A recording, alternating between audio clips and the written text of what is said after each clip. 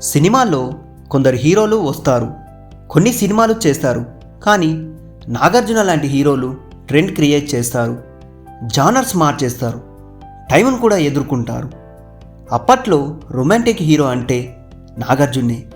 నాగార్జున గారి తర్వాతే action star, ఆ తర్వాత ఎక్స్పెరిమెంటల్ హీరో, ఇప్పుడైతే రియల్ కింగ్. ఈరోజు మనం మాట్లాడుకోబోయే టాపిక్ నాగార్జున గారి సినిమా ప్రయాణం, ఎవర్ గ్రీన్ సినిమాలు, రిస్క్ తీసుకున్న పాత్రలు, ఇండస్ట్రీకి వచ్చిన మార్పులు. ఇది కేవలం ఒక హీరో కథ కాదు, ఇది ఒక యుగం కథ.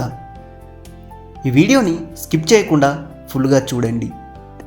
అక్కినేని నాగేశ్వరరావు గారి తనయుడిగా పుట్టిన నాగార్జున గారికి సినీ ఎంట్రీ అంత సులభం కాలేదు.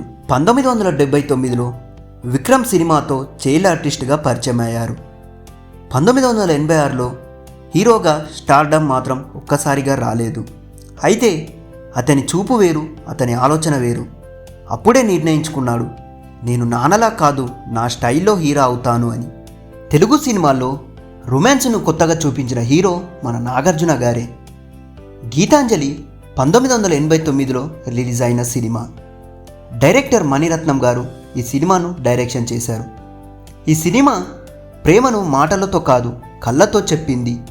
గీతాంజలి సినిమాలో గ్రాడ్యుయేషన్ పార్టీ సందర్భంగా నిర్లక్ష్యంగా అల్లరి స్వభావం కలిగిన ప్రకాష్ తన స్నేహితులతో ఆనందంగా వేడుక జరుపుకుంటాడు.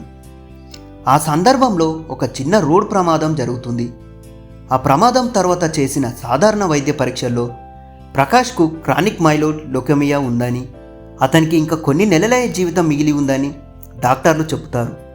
ఈ నిజం తెలుసుకొని తన తల్లి నిరంతర దుఃఖాన్ని చూడలేక మిగిలిన రోజులు ప్రశాంతంగా గడపాలని నిర్ణయించుకుంది. ఊటీలోని తమ ఫ్యామిలీ వెకేషన్ హౌస్కి వెళ్తాడు. ఊటీలో ప్రకాష్కు గీతాంజలి పరిచయం అవుతుంది. ఆమె అల్లరి ఉత్సాహంతో నిండిన అమ్మాయి, భయపెట్టే ప్రాంకులు చేయడం ఆమెకు చాలా ఇష్టం. ఒక్కసారి చర్చి దగ్గర రాత్రిపూట కలుసుకొని పారిపోదామంటూ ఓ యువకుడిని పిలిచి తన స్నేహితులతో కలిసి భూతాల వేషాలు వేసుకొని అతడిని భయపెడుతుంది. ఇదే తరహా ఫ్రాంక్ను ప్రకాష్ మీద చేయాలని ప్రయత్నిస్తుంది.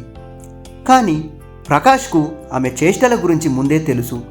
దీంతో ప్రకాష్ వంపైర్ వేషంలో వచ్చి వైర్ స్టాన్స్ చేస్తూ గీతాంజలిని భయపెడతాడు. ఈ సంఘటనను ఆమె తీవ్రంగా నిరాశకు గురి చేస్తుంది.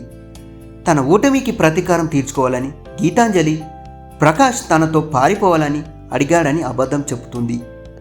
ఈ సినిమాలో అంతా ఇంత కాదు. ఈ సినిమా గురించి మాటల్లో కాదు, కళ్ళతో చెప్పాలి. ప్రేమ అంటే ఫోజులు కాదు. ఈ సినిమా తర్వాత నాగార్జున గారి లవర్ బాయ్ ఇమేజ్ పెరిగింది.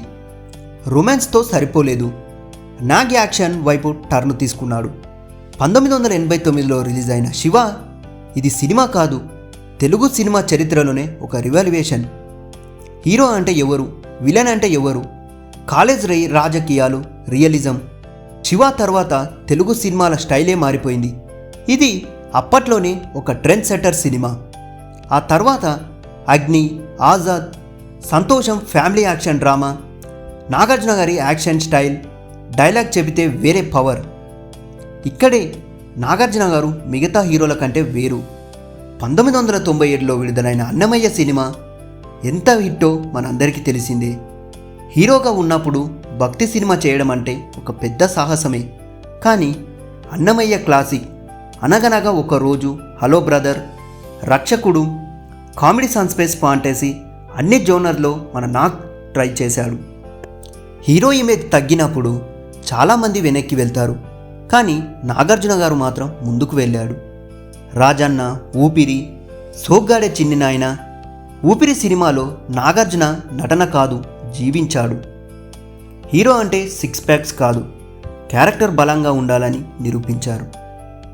అన్నపూర్ణ స్టూడియోలో కొత్త టెక్నాలజీని ఇన్వెస్ట్ చేసి కొత్త దర్శకులకు ఎంతో ఛాన్స్ ఇచ్చారు. ఓటీటీలో కూడా పవర్ఫుల్ ప్రెజెన్స్. నాగ్ హీరో మాత్రమే కాదు, ఒక బ్రాండ్. నాగార్జున సినిమాలు చూస్తే టైం మారుతుంది, కానీ ట్రెండ్స్ మారుతాయి. కానీ ఆయన స్టైల్ మాత్రం ఎప్పటికీ మారదు.